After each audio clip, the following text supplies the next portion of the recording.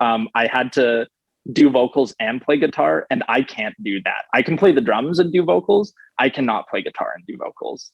So it was horrifyingly embarrassing. We played one song, we played half of our next song, then we didn't even try for the cover. It was just like, all right, let's move on. Let's forget this ever happened. So that was pretty rough.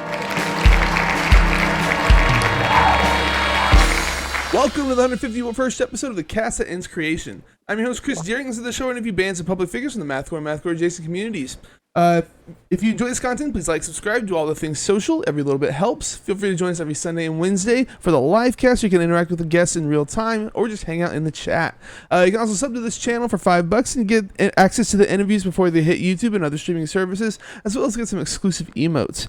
You can do that for free by attaching an Amazon Prime account to your Twitch account. It's like taking $5 from Jeff Bezos' pocket and putting it into mine.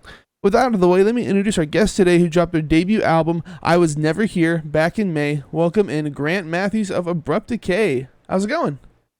Hey, not too bad. Thanks for having me. Dude, absolutely. Thank you for coming down. So it seems like the project's just a couple months old. How long has this album been in production? Yeah, so I started, the first song was written in 2017. Oh, wow. Okay, it's been a long time coming then. Yeah, it's been a while. I think the vast majority of everything got written at the start of 2019. And then I just kind of sat on it for a long time. It just kind of like sat in a Google Drive for forever because I didn't think anyone would really care, but here we are. So, So how much of it was done back then? So basically everything was done in 2019. It was like, I was lazy and I had to give like mix notes and stuff, but I just didn't really care. So I think there was one song recorded in 2020, which was Glass Teeth. It was track 6 on the record. And then the rest of it was it's just been sitting for like 2 years. Dude, that's fucking crazy. Like, this is so far ahead of its time then. Like, this type of sound wasn't even like the big thing back then. I mean, there were some bands doing it, but like the weird like pitch shifters and like some of the weird ways you're playing the guitar and stuff. That's like things that are big now, but we're just like beginning back then. Yeah. I guess it's kind of like that. The big like LP for me at the time was Error Zone by Vane, and I bought a Digitech Whammy and I was like playing around with it and just having fun and stuff. And then I saw that they like did something concrete with it, and I was like, holy shit! Like, this is so cool. Like, I just had to do something like it. That was really the record that set it off. Oh, thanks, man. Ben from Sterling, Brandon from Sterling is in the chat, asking where the hot dogs are at, Grant. Oh no. Okay.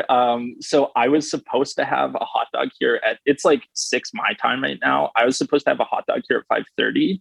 I'm a very small man. I can only eat one hot dog at a time. I'm no Brandon, and can eat 4. Also, how do you like hold the ketchup this fucking high, Brandon? That's like masochistic. You like, no wonder you had ketchup all over your fucking hands. It was just, anyway, I was supposed to have a hot dog here at 5:30. It might be coming in like the next 30 minutes. We shall see, but there will be one hopefully. So. Alrighty. Chill's saying, I see you, dog. Repping the boys. You're a real one. What's your shirt say? Yeah. It's Eyes Front. They just dropped their new EP. Like, what was it, Chris? Like 2 weeks ago or something. Anyway, insane Edmonton hardcore band. They're a real one. They've been like, honestly, if Chris hadn't been hyping me up as hard this entire time, the rest of this record wouldn't have even come out. So Chris is real. So how long have you been playing Magic for? Let's get this out of the way. All right. So my dad, actually, he was like an OG. He's been playing. I was born in 96 and I think he started in 94. And he was like getting invites to like the Pro Tour back in the day. He was a teacher, so he could like just like take summers off and play Magic and grind Magic events and stuff. I got married in 2014, and then me and my wife, just as like a bonding thing, started playing for fun in 2015, and we loved it. So we got like super competitive.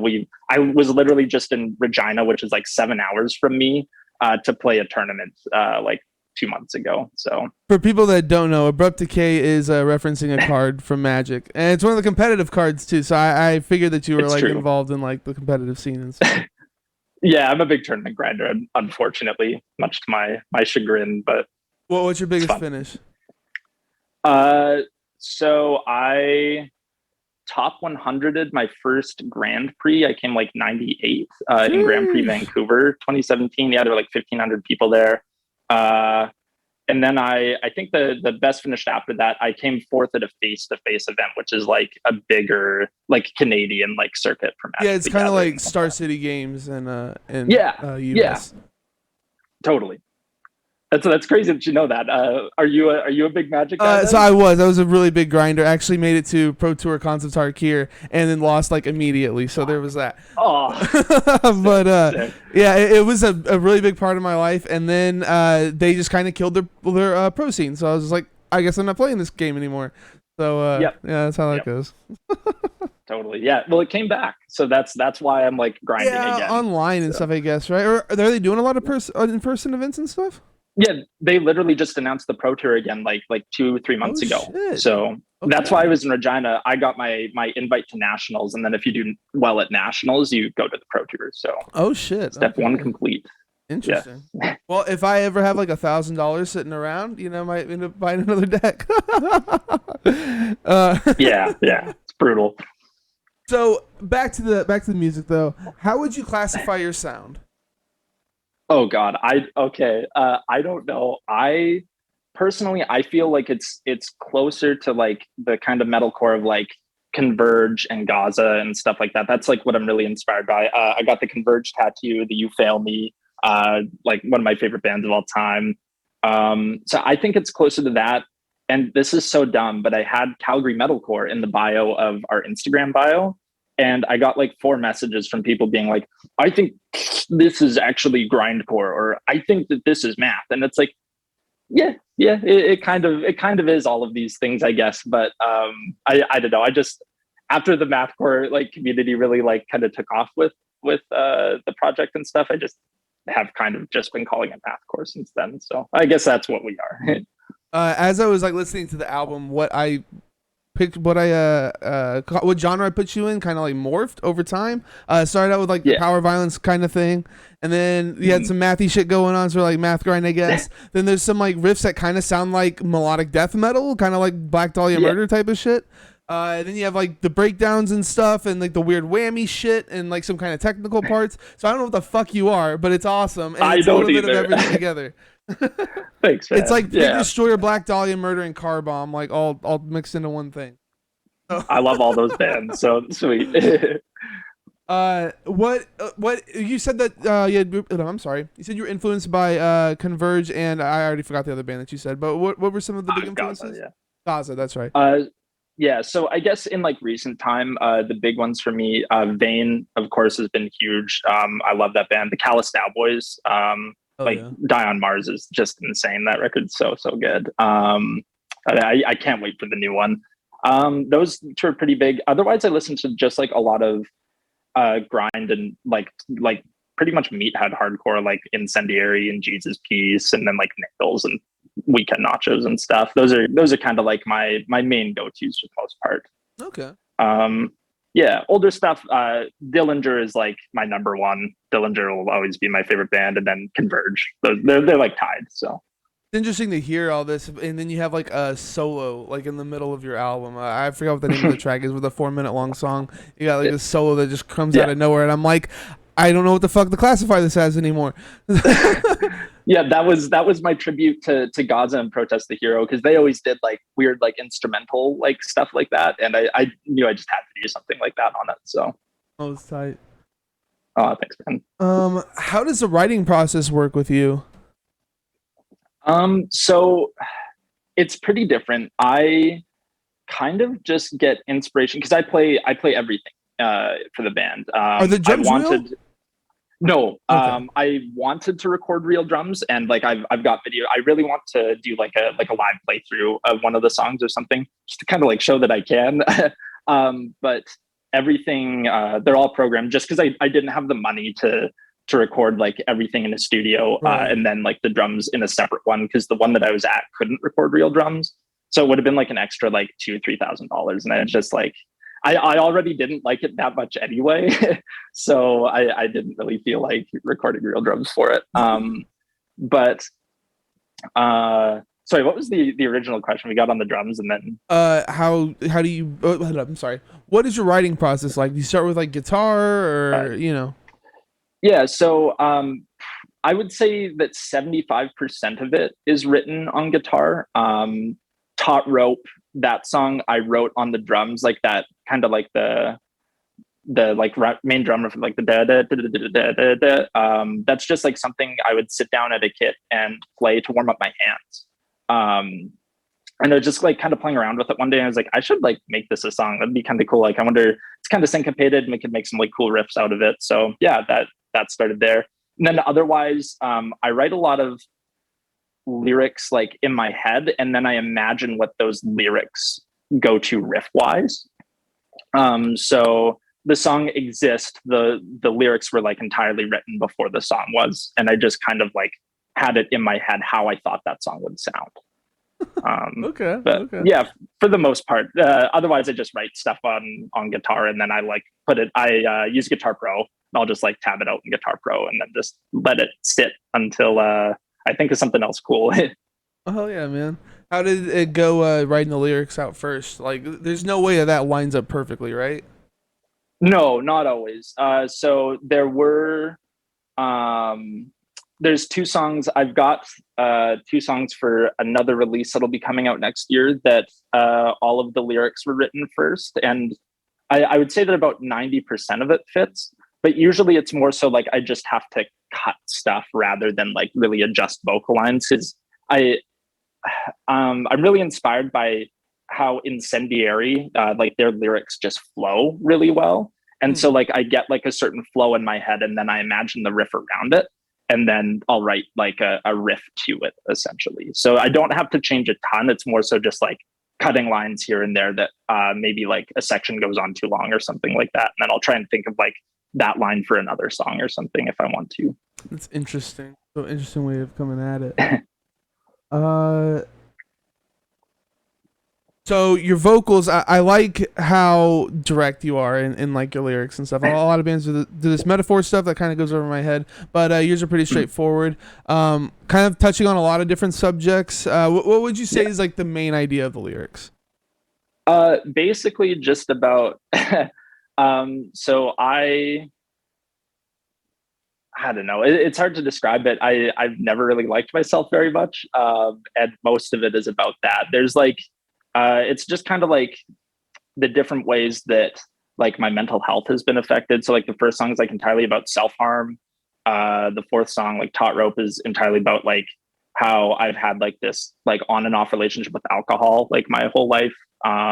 Just stuff like that. Mainly just like personal little traumas. The record's called I Was Never Here, and the title track is about like my relationship with my family, and that's kind of like where a lot of it stems from. I grew up Mormon. Ooh, I don't know. okay. Yeah, it was not great.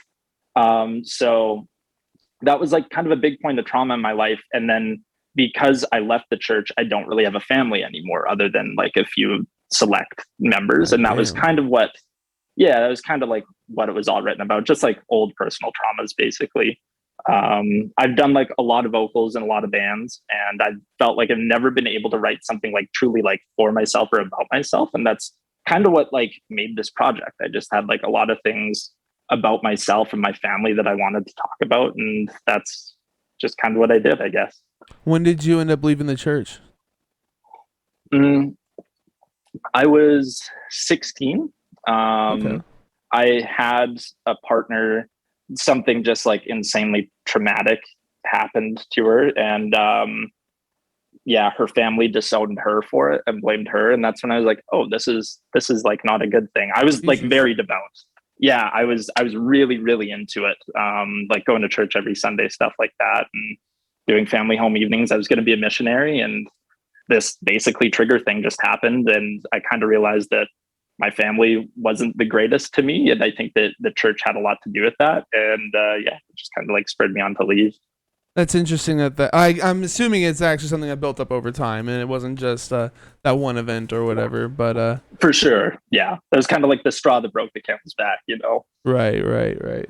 That's Yeah. crazy, man. Like I know people have gone through that and like it's a lot of like kind of brainwashing. It seems like that happens Oh, dude. It's, in there. yeah, it's bad. Brandon in chat says, "Well, you should know that we all absolutely adore you." Oh, Aw. I love you, Brandon. What a guy. Brandon's been like the nicest dude ever. That guy rules. Sterling rules. Love him. One of the lyrics I really liked, I want to say it was for the second song. I don't remember. I should have put it down in my notes. But it was about you shitting on conservatives, which I thought was fucking hilarious. So I just Thank wanted you. to like point that out. Like a lot of people are scared to talk about politics and shit like that in like their songs and stuff. And I just thought it was fucking great. Yeah, thanks. Yeah, I literally work for the government, man, and like, yeah, fuck it. I think this government sucks so bad. They're just dog shit. So uh, So it was produced, engineered, mixed, and mastered by Scott Bennett and yourself, and it was additional engineering was done by Sean O. I'm not even gonna try to pronounce that last name. Uh, so what was it like working with these guys? so Sean O'Shaughnessy, I never actually met. He was we just had to reamp some feedback, and a lot of the feedback he did. Just because, so we recorded everything on the Kemper, me and Scott, and we couldn't find feedback sounds that we were like super in love with. So Sean did a lot of those on the amp that we were modeling just to make like the feedback sound like it would be from that amp, which I think was a Mesa Boogie, or no, yeah, it was some sort of Mesa Boogie that we ended up finding. So he had that same model and just like recorded like this long feedback track for us, and we were able to like splice feedback into spots. Um, but Scott and Scott has recorded my other band Petrify before, and he's just been like a really great friend to me this whole time. It was a dream like working with him. He's really funny. We both have like this really huge mutual love for Limp Bizkit. So that really, I don't know why, but that like really drew us together. And then, yeah, I just ended up working with him. He was awesome. He mainly listens to like butt rock, like Seether and like Theory of a Dead Man and stuff like that. So it was Yeah. really cool. And he's never done something like this. So it was really cool to see that he was able to produce something like this abrasive and awful. Like he would literally message me every single day being like, I fucking hate you. You're making me listen to this shitty feedback for like 3 hours at a time just to like get it perfect. And because I'd send him notes, and it was pretty funny, but it was a really good banter, and it was really cool just being able to work with a friend. That's interesting. It's cool to see what people outside of this scene, like how they would interpret music. You know what I mean? Like interpret like the heavy Yeah, music or whatever. Some of like the totally. best Yeah. records come from people that have no idea what the fuck they're doing. Seriously. Uh, so it says you have additional vocals by Third Sply. I'm not sure. Threat display. Threat Display. Okay. Yeah. Well, so the word I'm looking at doesn't have any vowels in it, so I had no idea. Exactly. Okay. It's hard to tell. I just want to make sure people listening to this understand why I had no idea what the fuck I was saying. Who is this? I'm not really familiar with them. So he's or they're my friend Mikey. I was in like a noise thing with them called Death Breather, and that's what Threat Display is. They just had a name change, and Mikey was just my friend that throughout this entire process, literally since I showed them my first demo in 2018, they immediately latched onto it, and they kept telling me like, man, you have to put this out. So that I originally planned for no guest vocals, and then one of the last decisions that I made for the record was to add Mikey to it, and he did like that low section in Dyspnea, where originally I was doing all the lows there, but I felt like I just had to put the guy who like hyped me up the whole time on it if they wanted to be a part of it, right? So I asked, and they were super stoked. It was really cool. Uh, Yeah. is Threat Display still a thing? Yeah. They put out, I'm trying to think. I think it was the end of 2021. they put out an EP called This World Owes Me Suffering.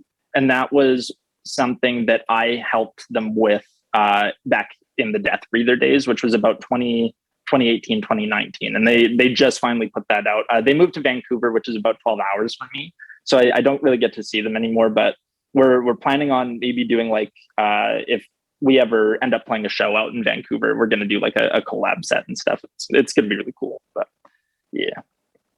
So you got we have the artwork up on stream.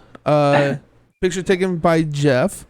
Yeah, Jeff. So did he pick out the barn, or did you like tell him what you were looking for? How's literally, yeah. So all three pieces of art, I put out two singles first, and then the record, and all three pieces of art were just pictures that he posted on Instagram that I just kind of ended up falling in love with. Okay. Yeah, and then I just would message him and be like, "Hey, like, could I buy that?" I think I bought the first, so the single art for Taut Rope. I think I bought that in 2019. Like it was seriously like forever ago. So Jeff had no idea what this sounded like for like 3 years. Then he was really stoked on it when it came out, which was really, really cool. Jeff has been an awesome guy. But basically, I just found art that I thought I just kind of resonated with. I really liked the picture of the barn because it reminded me of Alberta. Okay. There's a million barns here. We're the Texas of Canada. So it's just a lot of plains and fields. And I don't know if that's love really how, something you want to be like advertising, like, oh, we're the Texas of Canada. no, yeah. As someone from Texas, you must know it's not great. A lot of literally parked beside. I went to the store yesterday and parked beside two huge jacked up trucks with Nice. Back the Blue stickers, and like Back the Blue isn't even like a thing in Canada. Like no one here is really like, yeah, like we love the police, and I know it's like a huge thing in the States, but there's just not as much mania for it here. But there is like specifically in this part of Canada. So yeah, the barn reminded me of Canada. And I just loved like the shadowing on the picture. Like that was entirely how Jeff edited and posted it.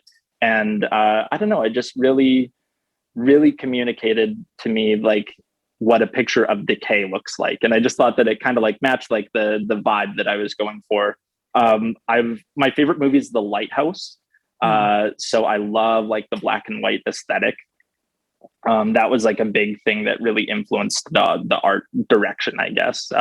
I think I bought that first picture or the art for Taut Rope like the day after I bought or watched The Lighthouse for the first time. So really, really fell in love with it quick. Oh yeah, I really like it. I think that it fits really, really well for your album. Thanks, man. So this is actually kind of ballooned into like kind of a big-ish release, at least for like a demo or a full length that came out of like nowhere, and like nobody knew who you were to begin with. How's it been going for you? It's been insane. Like I can't even describe, like I said, I've been sitting on this for basically years, and I felt like no one cared or no one would care. And like the day after I put it out, we got like 100 followers on Instagram. We got like a ton of streams on the record.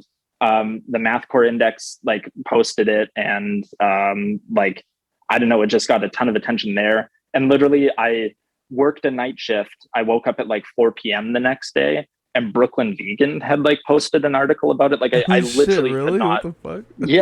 yeah, and like we were like the art for the thumbnail and stuff too. Like I just literally could not believe how fast it took off. I had no plans after it came out. I was like, it'd be really cool to maybe like pay a couple of my friends to play a show or something and just like do it the one time and then just, you know, never really touch anything here again. I was always going to like continue to write music under it that I connected to, because that's kind of just, I don't know, what it always was meant for, was just like this platform for me to talk shit about myself or the UCP or some government or whatever. But yeah, I had no plans, and now I have to frantically make plans. So we had like a ton of people reach out to play in the band, and I ended up choosing just a bunch of my friends. I kind of like poached one member from each of the bands that I'm also in Nice. because they were really interested. Yeah, they were really interested in playing in it. And then we just started on getting physical releases done. Just a few days ago, we reached out to a company, and then we're going to put a pre-order for shirts up today, actually. So Oh shit. it's Okay. yeah, it's all coming super super fast. Nice. What's But the shirt yeah. look like? Just the album cover with like your logo over it or something? No, we got the logo. There's like a picture in the middle, and then some text at the bottom, or like some lyrics on the bottom. But we are planning on doing like just a logo on the front, and then like the album cover on the back in black and white. We've got a record release show coming up, so we're probably going to print like a few more shirts for that too. Because it's like once a day I get DM'd for like either a physical release or a shirt or something. So I'm hoping that people can finally finally be appeased soon. So Hell yeah. When is the record release show? looking at August 13th right now. We're just a promoter reached out to me to set it up, and we're just like finalizing on a venue. It's going to be in Calgary. I think we're going to try, and Calgary has like a super cool kind of like our own like Hate 56 called Scoped Exposure. And they do like a ton for Western Canada's like local music scene. I think that we're gonna try and reach out to them, and they kind of like expressed a little bit of interest about like shooting the show. So really, really excited for it. It'll be The really, really promoter cool. reached out to you to do it? Yeah. Damn, dude. Holy Well, fuck. You just yeah. started this and like now you have people reaching out to you for shows. What the fuck is happening? Yeah. It's been wild, man. That's crazy, dude. Yeah. Uh so you're in a couple other bands. You wanna tell us a little bit about them? Yeah, I play drums in a just like a I don't know like a pretty like metalcore hardcore band called Claymore. We just released a demo. I think it was May 20th. It was yeah, literally 1 week after like the Abrupt Decay record came out. And we just played our record release show on the 29th, which is kind of funny because Abrupt Decay came out May 13th, and then we're playing a show 3 months later to release the record. But and then I'm in another band called Petrify, and Petrify we put out a full length and an EP. Always kind of like lying dormant between releases. But we're actually getting ready, I think, to put out a new record probably next year. Like going to start recording for it pretty soon. So I'm pretty excited for that too. Um so I didn't prep you for this at all, but we're going a little fast here. What's the best show that you've played so far? Any band? Oh man. I don't know about best show. Like we've played, I've been in a lot of bands across Southern Alberta and just like Western Canada in general. And generally, like it's hard because honestly, like our scene just goes so hard here. Like every show is so sick. There's always tons of moshing. There's always lots of people. I think probably the most memorable show that we played. I was in no, it's got to be the Claymore show that we played like just a few weeks ago. It was sick. Like we're finally like getting shows again after the pandemic and stuff, and we ended up headlining it. It was our second show ever, and Oh we wow, ended up okay. headlining it. We just played with like a bunch of really awesome bands. Eyes Front played that show. Shout out to Eyes Front. They absolutely rule. Um, and yeah, just like a ton of friends. We played a Converge cover that was a lot of fun. So yeah, it was a really cool time. Nice. What about your worst Yeah. show? Oh God. Oh man. The first show I ever played, I think I was 14 years old. And we lied to the promoter saying that we had a bunch of songs and we had one. And then we had half of a song, and then we had an Avenged Sevenfold cover that we didn't know how to play. And that was probably the most embarrassing moment of my life. Did y'all like play at a bar or We something or?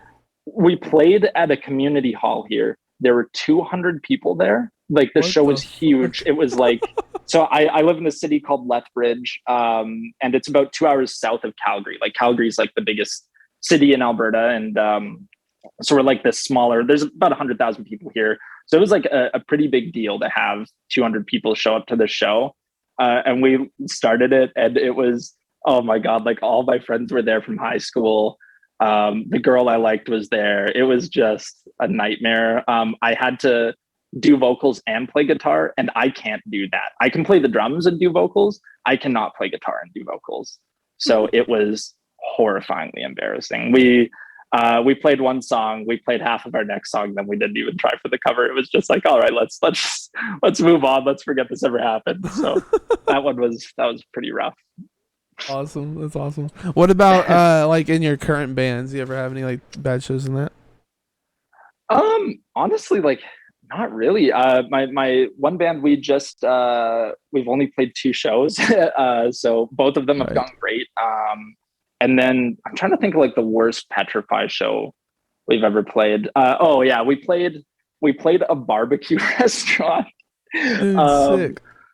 yeah, we played there. There's a barbecue place here, and like Lethbridge, it's a country place, right? And Petrify is a mathcore band. We played with a band called Speaker, which is now they now go by D-Hex or D-Hexa, Hmm. um, out from Toronto, and it was literally the four members of Petrify, the I think three members of Speaker because their bass player quit during that tour, and two people. The promoter didn't even show up, and the venue like the restaurant itself closed because we were so loud and no one was there anyway, so like we were playing the show to two people who had to leave because the restaurant just decided to close. It was really really bad. Did they at least give you Yeah. free food? No. What? In fact, to this day, I have never had their barbecue, and I actually played another show there. And yeah, they hated us equally then as well. It was not, it was not very good. Uh, so you don't have any merch now. You said that you're in the process of printing stuff up. When do you think that stuff's Yeah. gonna go up online? So the first shirt will be going up like after this interview. I'm gonna check up a pre-order here for it, probably on our Bandcamp. And then I think that like our ETA to send off stuff will be July. So if people want to pick up shirts, it'll be, I don't know, like 2 weeks here. It'll be coming out. So Alrighty. So let's yeah. close this off with your album of the year so far. Okay. So far, I think it's Vain so far. Like the This World Is Going to Ruin You. That record is just insane. But if I had to guess, I think it's either going to be the new Chat Pile record that's coming out. That first single was really good, and they have like a leaked single that I think they released like their two EPs on a vinyl like split like combined together, and that song was on those vinyls. That song is on the record, and both of like the songs on that record are insane. And then the new Callous Boys, I think it's just gotta take the cake. It's so good. I still haven't Um, checked out the new chat pile stuff. I really need to look into that. oh yeah, it's really really good. Also, the new like that Serling record that just came out recently is just bananas. It is so cool. Hell yeah, it is. Yeah. Well, is there anything else you want to say before we get on out of here? I think anything coming up, we've got like a record release show, like I was saying, and then I think that we're looking, since people like it, I've got a bunch more songs, and I think that we're going to put out two releases next year. I can't really like give a time frame, but yeah, I'm really, it like brings me a lot of like joy to say that like we're able to like keep doing this, and I just hope people keep enjoying it and checking us out. So yeah, keep your eyes peeled. We're gonna just be releasing more merch, and then I think we're looking at CDs, tapes, and maybe vinyls. We'll see how that goes, but vinyls are kind of a bitch right now, so Right, we'll, right. we'll try and figure it out. But yeah. Alrighty. If you're looking for some nasty ass mathcore, I need to check out I Was Never Here, the debut album from Abrupt Decay, which came out back in May. So you're on Facebook, Bandcamp, Instagram, YouTube. I think you're on YouTube anyway. Twitter. Yep. And is there any other kind of like social media platforms I'm not mentioning? No, that's pretty much it. We're gonna gear up our social media a lot more. It's just been me, but now that we have like a full band, we'll actually start releasing like updates and stuff like that. So yeah, Okay. follow us there and check us out. So You're also on all the streaming platforms and stuff. yeah. Um, As for me, drop my channel, follow so you always know when I go live. You can also sub to get access to the interviews before they hit YouTube and streaming services, as well as get some exclusive emotes. You can find me on Facebook, Instagram, Twitter, and YouTube. YouTube folks, if you enjoyed this content, please drop a like, tickle the notification bell, and don't forget to subscribe. It's a great way to support me for free. Check out my music, The Sound That Ends Creation, at thesoundthatenscreation.bandcamp.com. My album Boomers, Zoomers, Desperate Coomers is out now. My next guest is Madrid-based mathcore act Crossed, who dropped their sophomore album Morir back in April. Join us this Sunday, the 19th at 12 p.m. Central for the live cast. Thanks for being here. Hope you had a good time. Yeah, awesome. I did. It was a ton of fun. Thanks so much, Chris. Hell yeah. And thank you guys for watching and listening.